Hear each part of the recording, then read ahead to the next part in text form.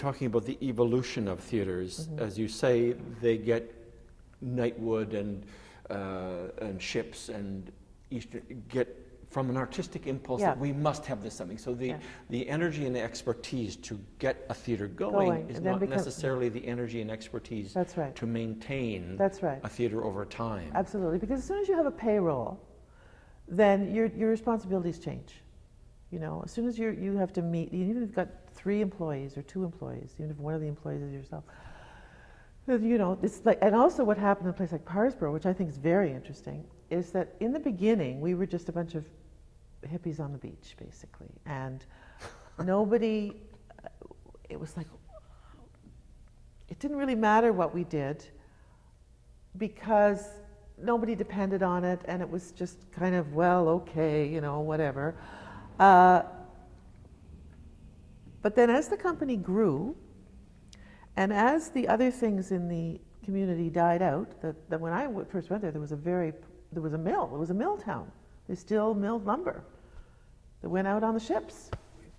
I think that closed in, I don't know, maybe 1990 or something, or late 80s. Anyway, that, like, it gradually, less and less industry. I think Parsboro Metal Fab is gone now. So the theater became the industry. The theater became what people would go to sell the bed and breakfast, to sell the restaurants, to sell the, so suddenly, not suddenly, gradually, the pressure on the theater to do something that would bring in people. When Michael and I was first programming, we were doing things like Alden Nolan's Lockhartville. Do you know that? Do you know Alden Nolan? Yes, you do. Oh, yes, yes, yes. Yes, of course you do. The fantastic New Brunswick poet.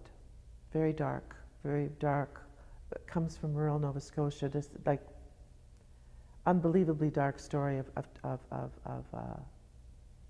growing up in this hard scrabble little place with a big brain and absolutely nothing to bounce it off, and incest and all kinds of stuff. Beautiful poetic piece that had been developed at TNB actually, but never done because TNB would never do it. We did it at Ship's Company in 1998 with 1988 with Joe Rutten and Mary Collin, and it was fabulous.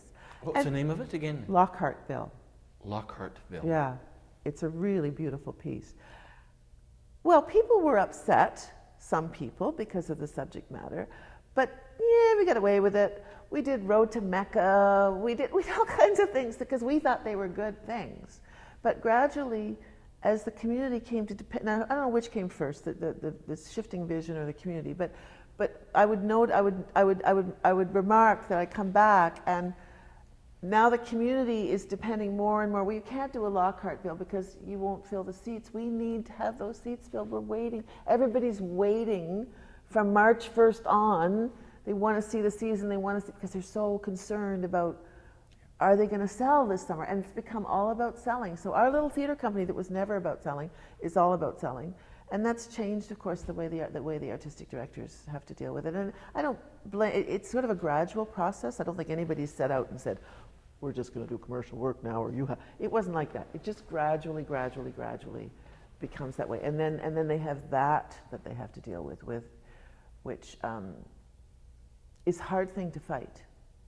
I think it can be fought, but it's a hard thing to fight. When your community is going downhill, when there's no other business, and you become, so the irony is that when you were doing something that didn't matter, you could do whatever you wanted.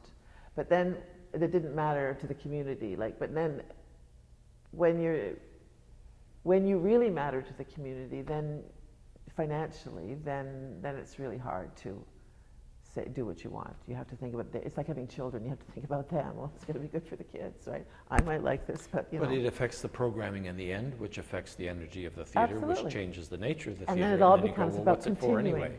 Yeah, is it to bring people in for the bed and breakfast in the restaurant, or is it actually to produce That's theater? Right. So we kind of went through that in mini form, I think, at Ships. And I know many theaters have gone through that since the late 80s, 90s. We've watched the regionals go through these changes and stop producing the more creative work in more the marketable work, and it's changed the nature of it. But ironically, in some cases, they've lost their audiences.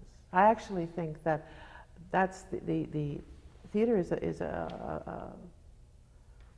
I remember Christopher Newton saying to me something like 4% of people have ever gone to the theater, and 1% have ever gone to a Canadian play.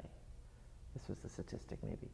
But so broadcasting may not be the way to go. Like, you create something special, then you get that 4%. That's really good. If you try and do something for everybody, maybe you're doing something for nobody. And I think there's part of the problem with this move towards, back towards the Broadway musical or whatever, is that it's not special enough.